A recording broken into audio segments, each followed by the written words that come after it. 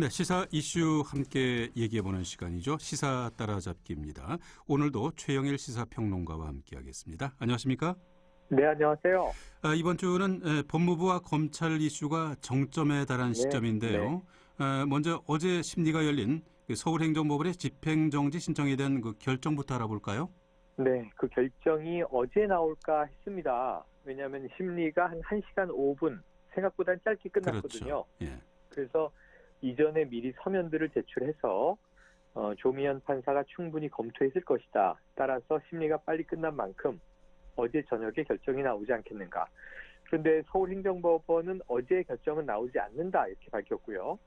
그러면 내일 나옵니까? 라고 기자들이 질문했는데 그것은 알 수 없다 이렇게 얘기했습니다. 네. 오늘 오후 4시 반에 나왔죠. 그렇죠. 하루가 좀 지나서 나왔는데 음. 오늘 속보가 지금 이 시간에 쏟아지고 있습니다. 예. 자, 첫 번째는 어제 윤석열 총장의 이 운명의 한 주간이 될 첫 관문, 이 행정법원의 결정, 이 직무 정지를 집행 정지해달라는 신청에 대해서는 인용이 나왔습니다. 예. 인용은 이 총장직에 복귀해서 음. 본안 소송을 다투라. 이게 검사총장이 공석으로 있게 되는 것은 이 국가 시스템에 돌이킬 수 없는 손해를 끼치게 된다라고 법원은 판단을 했습니다. 예. 윤석열 총장은 기다렸다는 듯이 조금 전에 대검에 출근을 했습니다. 이 늦은 시간임에도 이제 집이 가깝거든요. 예. 서초동 대검으로 출근해서 아마 이 공석이 길진 않았지만 지난 24일 직무배제 명령이 내려지고 25일부터 출근을 하지 않아서 어찌 보면 이제 11월 후반까지 출근을 안 하다가 12월 첫날 출근을 하게 된 것이죠. 네. 자, 이제 출근하는 과정에 기자들의 질문에 답했습니다. 그래서 이렇게 빠르게 복귀하도록 결정해준 법원에 감사한다. 이렇게 짤막한 이야기를 하고 이제 늦은 업무를 보러 들어갔고요. 그럼 업무를 보러 들어가면 어떤 일이 있을까? 사실은 내일 징계위원회가 예정돼 있었는데 네. 이번 주 하이라이트라고들 주목을 했는데 조금 일정에 문제가 생길 가능성도 있어서 예. 오늘 밤까지 법무부의 결정을 좀 기다려봐야 되는 긴박한 상황이 벌어지고 있습니다. 네. 자, 내일 징계위 얘기를 잠시 하셨는데, 감찰위의 의견은 자문이기 때문에 권고기 때문에 구속력은 없지 않습니까? 네네, 내일 맞습니다. 징계위에 영향을 주지 않을까 싶은데, 뭐 조금 전에 보도 보니까 또 법무차관이 사의를 표했군요. 바로 그겁니다. 그래서 이 징계위원회는 7명으로 구성이 되는데요. 예. 법무부 장관이 위원장, 징계위원장이고 법무부 차관이 당연직으로 부위원장입니다. 네. 그리고 법무부 장관이 지명한 검사 2명, 법무부 장관이 위촉하는 외부인이 3명인데 그렇죠. 변호사, 법학자, 이 학식과 경륜을 갖춘 인물이 들어가게 돼 있거든요. 네. 그런데 지금 당연직인 차관, 부위원장이 갑자기 오늘 저녁에 사의를 표한 겁니다. 그럼 이제 일단은 내일은 들어가지 않을 가능성이 크므로 부위원장 자리가 공석이 된 경우에 징계위원회를 어떻게 이제 그냥 예정대로 추진할 수 있을까? 예. 어떤 대안이 있을까? 그렇다면은 이게 이 차관이 공석인 경우, 장관이든 차관이든 공석이 있을 수는 있으니까요. 검찰총장직도 지금 직무대행 체제였는데 여기에 대해서도 법무부는 업무상에 별 문제가 없다 이렇게 밝힌 입장이어서 네. 그러면 차관 아래 실국장 중에 차관 직무대행을 지명할 것인가? 근데 이제 그렇게 해서 내일 징계위를 열기에는 너무 좀 급박해 보이는 느낌이 있는 것이죠. 예. 그런데 아니나 다를까 이 상황을 예상하지 못했겠습니다만 오늘 낮에 윤석열 총장 측에서는 사실 징계위원회이기 때문에 당사자도 출석을 하는 게 원칙이고요. 예. 본인이 출석하지 않는 경우에는 특별 변호인을 보낼 수도 있습니다. 어제 행정법원에는 이제 변호인들만 출석을 했었죠. 네. 근데 내일 윤 총장이 직접 나와서 법원과는 다르게 징계위에서는 좀 본인의 입장을 강력하게 소명할 것으로도 예상을 했었는데 문제는 징계위가 예정대로 열릴지 의문이 하나 생겼고요. 네. 아까 잠깐 언급해 주셨지만 어제 행정법원의 결정, 오늘 나온 것이고 오늘은 또 오전부터 3시간여 동안 감찰위원회가 열렸습니다. 그렇죠. 그러니까 원래는 감찰위원회가 열리고 징계위원회가 열리는 것이 수순인데 예. 지난달 3일에 묘하게도 법무부 임의 규정이 바뀌었는데요. 그전에는 이제 감찰위원회의 자문을 받아야 한다. 감찰위는 의무조항이었어요. 예. 그런데 이게 바뀐 것이 감찰위원회의 자문을 받을 수 있다. 그러니까 받아도 되고 예. 받지 않을 수도 있다. 받지 않는다 하더라도 굳이 규정 위반은 아니다. 네. 그럼에도 불구하고 이제 감찰위원들은 이게 합리적인 법 절차라고 한다면 감찰위원회에서 감찰의 내용을 다투고 징계위원회에서 소명된 내용과 이 비위 혐의에 대해서 다투고 징계를 결정해야 되는데 감찰위를 패싱하는 것은 안 된다라는 목소리가 높았어요. 예. 그 결과 감찰위원회 3분의 1 이상이 요구하면 임시회가 소집될 수 있는데 오늘 임시감찰위원회가 소집이 돼서 장시간 동안 이 검찰총장 직무 배제와 징계 청구에 대한 이제 논란이 있었던 겁니다. 예. 이 외부 위원이 다수입니다. 감찰위원회의 경우에는 이 내부자들, 법무부 내부자들보다는 이 외부 인사들이 이제 더 숫자가 많은데 이 모여서 논의된 내용은 직무배제는 부당했다. 징계위원회의 청구도 지금 문제가 있다.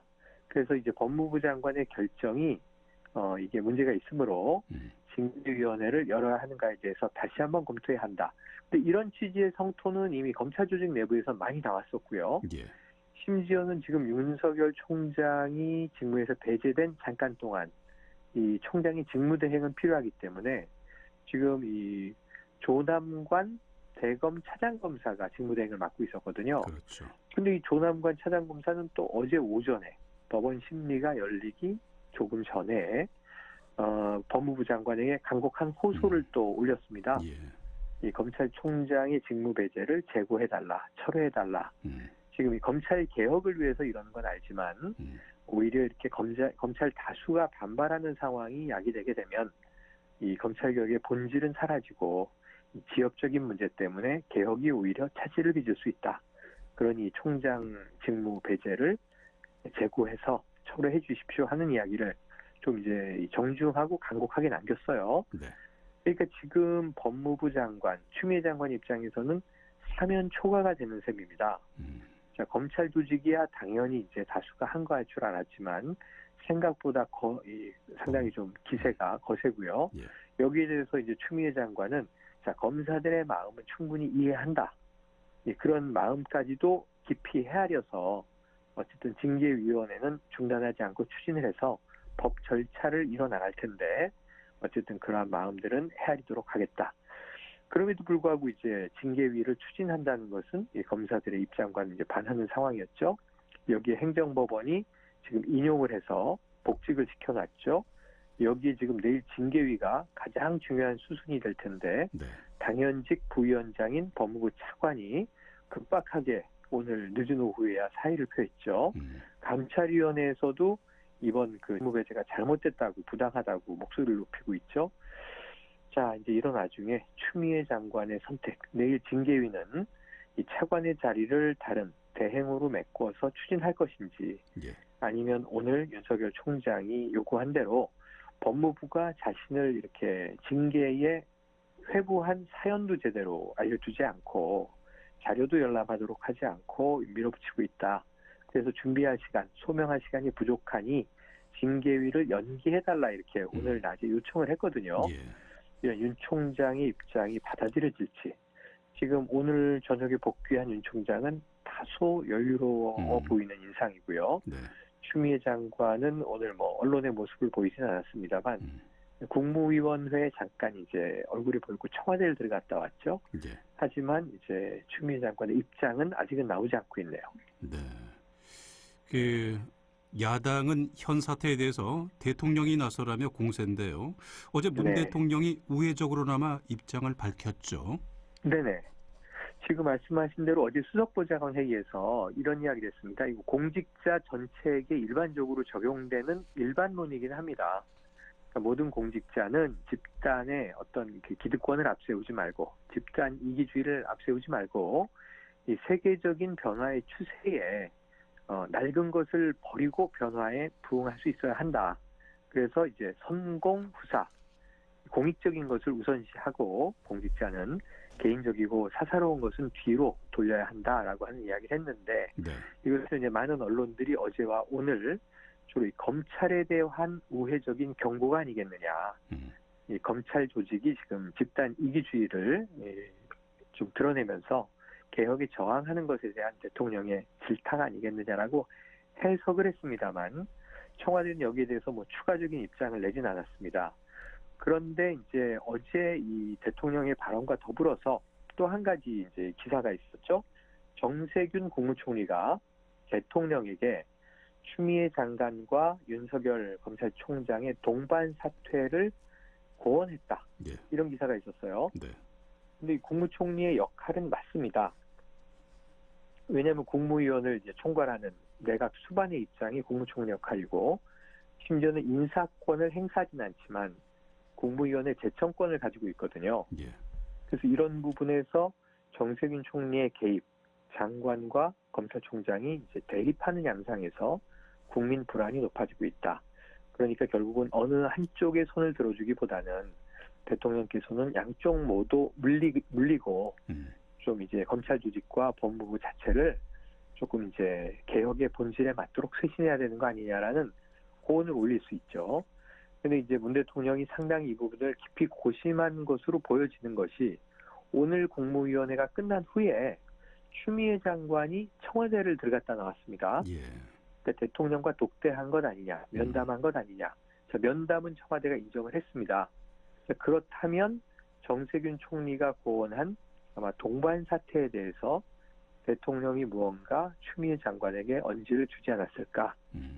여기에 대한 입장을 물었거나 통보를 했거나 아니면 설득을 했거나 뭐 여러 가지가 있을 수 있는데 이런 관측 보도가 쏟아졌습니다만 청와대는 오늘 자, 이 문재인 대통령이 추미애 장관과 잠시 면담을 했지만 사태 관련 논의는 없었다 이렇게 부인을 했거든요. 예. 뭐 사실은 이제 시간이 흘러서 나중에 이러한 논의가 있었을 것으로 드러나는 경우도 있을 수 있고요. 정말 사퇴 논의가 아니라 검찰 개혁과 지금 이제 진행되고 있는 상황에 대해서 장관의 보고를 경청했을 수 있고요. 장관의 입장을. 예. 가능성은 여러 가지가 있는데 아직은 청와대가 여기에 대해서 공개하지 않고 있기 때문에 추측만 나올 가능성인데 사퇴에 대한 이야기도 나왔을 가능성은 있습니다. 현 시점에서는 청와대는 또 부인할 수밖에 없겠죠. 네.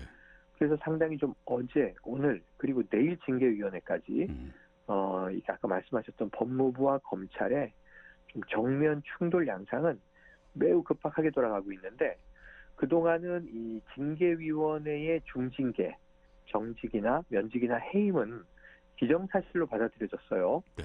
그런데 오늘 저녁에 이르러서는 과연 내일 징계위가 열릴지 말지, 열린다면 어떤 논의들을 하게 될지, 과연 이 추 장관이 이 위원회 분위기를 장악하고 나가면서 예정했던 대로 윤 총장에게 중징계를 내리고 어찌 보면 이 총장의 사임까지도 밀어붙일 수 있는 이런 상황이 될 것인가 싶었는데 사실 지금 오늘 저녁의 표정을 봐서는 윤 총장은 전혀 이 물러날 입장은 없는 것으로 보여지는 상황이고요. 네. 오히려 이제 대검에 복귀해서 업무를 개시했기 때문에 그 급박하게 오늘 하루 동안 추 장관이 좀 궁지로 몰리고 있는 모양새가 만들어지고 있습니다. 네. 자, 내일 징계위가 열릴지 아닐지 이것도 아직까지 뭐 어떻게 될지 모르겠습니다만은 그렇습니다. 앞으로의 상황은 그럼 어떻게 전망할 수 있을까요? 우선은 내일 징계위가 열리게 된다 해도 지금 이제 차관 공석을 어떻게든 수습을 해서 이제 성원을 시키겠죠. 그런 경우에는 추 장관이 너무 독주하는 것 아니냐 이런 비판 여론에 부딪힐 가능성이 있습니다. 조금 완급 조절을 해야만 하는 상황으로 지금 좀 변화가 되고 있고요. 예. 그렇다고 해도 또 징계위를 미룬다면 아까 말씀드렸던 윤 총장의 입장이 받아들여지면서 이 법무부가 징계에 회부한 사유를 또 같이 공유해야 될 텐데요. 결국은 6개의 비위 혐의로 보여집니다. 재판부 이제 사찰 의혹을 포함해서. 네. 그런데 오늘 행정법원의 판단을 보면 오히려 이게 재판부의 불법 사찰이라고 하는 이 여권의 의혹 제기에 대해서 정작 사찰의 대상이 됐던 재판부 판사들이 오히려 이것을 사찰 정도의 범죄 행위로 심각하게 보지 않고 있는 것은 아닌가 하는 관측도 해석으로는 가능합니다. 예. 지금 이제 이런 상황으로 흘러가게 된다면 징계위를 급박하게 소집하고 강하게 밀어붙였던 또 추미애 장관에게 이제 역풍이 돌아올 수 있는 상황이고요. 오히려 이제 윤석열 총장에게 이게 꼭 옳다 그르다는 가치 판단을 떠나서 유리하게 작용할 가능성이 있는 것이죠. 그러니까 내일 추 장관 입장에서는 징계위를 밀어붙여도 문제, 연기해도 문제, 이러한 좀 애매모호한 상황이 지금 이제 흘러들고 있고요. 네. 일단은 징계위는 강행할 가능성이 높아 보이긴 하지만 오히려 또 하루 이틀을 연기하면서 금주내로 열기는 열되 이 부분에 대해서 이제 조금 숨고르기를 할 여지도 있어요. 그런데 문제는 뭐냐면 하루 더 미루면 12월 3일은 수능일이지 않습니까? 그렇죠. 지금 코로나19의 와중에 특별 방역까지 펼치면서 전국에서 49만 명의 이제 수험생들이 시험을 치르고 하루 종일 흩어지고 하는 날인데 예. 또 수능날 이렇게 시끄러운 법무부발 뉴스를 만들어내는 것도 국민 정서에는 굉장히 좀 어찌 보면 국민들의 마음을 부정적으로 자극하는 일이 될 수 있습니다. 네. 그래서 지금 제가 보기에는 내일 강행할 가능성에 무게를 조금 더 두어보지만 여기에 대한 이제 부담이 지금 크게 작용하고 있는 만큼 이걸 좀 미룰 가능성도 있는데 많이 미룬다면 추미애 장관이 물러섰다. 결국 윤석열 총장의 승리 아니냐? 예. 애초에 직무배제와 이 징계 청구의 사유가 좀 미약했던 거 아니냐라는 이제 여론으로 흘러가면서 안 그래도 추 장관에 대한 부정 여론이 긍정보다는 좀 높게 나오고 있거든요. 네. 이런 부분에서 이제 추 장관이 상당히 좀 힘든 상황으로 몰릴 가능성이 있고요. 이럴 때 이제 청와대 입장은 어떻게 나올 것인지 아까 이제 말씀드렸던 동반 사퇴 건의, 총리의 건의를 인사권자인 대통령이 받아들이는 모습이 될 것인지.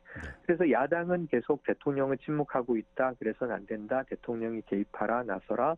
대통령은 왜 보이지 않습니까? 이렇게 성토하고 있는데 원래 징계위가 내일 열린다면은 징계위의 결과 중징계는 이 징계위원장인 법무부 장관이 제청을 해서 대통령이 집행을 하는 것이기 때문에 네.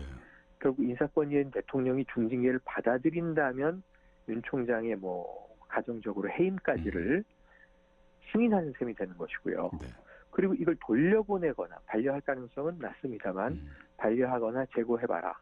혹은 숙고의 시간을 오래 가지고 간다면 법무부 장관 쪽에서 상당히 혼란스러울 수 있는 상황이었는데 일단은 징계위가 열릴 것인지 어떤 이제 결정이 내려질 것인지 이게 대통령에게 제청이 됐을 때 대통령의 메시지는 무엇일지 네.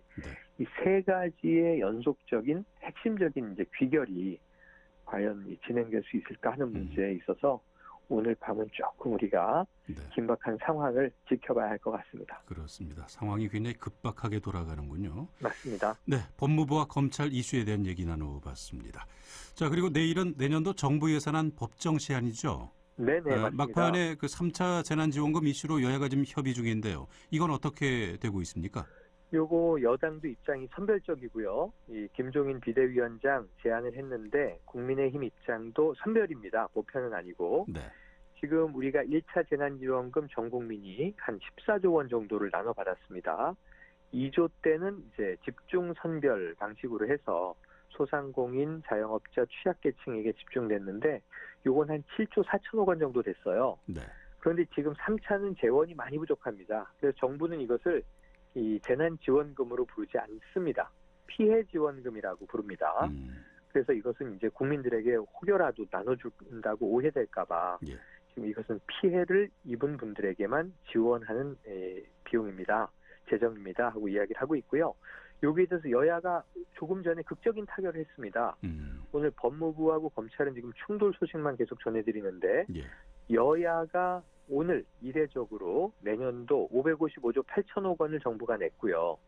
이 3차 지원금, 피해 지원금에 대한 내용을 3조가 좀 넘는 금액을 얹어서 지금 이 558조 원으로 합의를 했거든요. 예.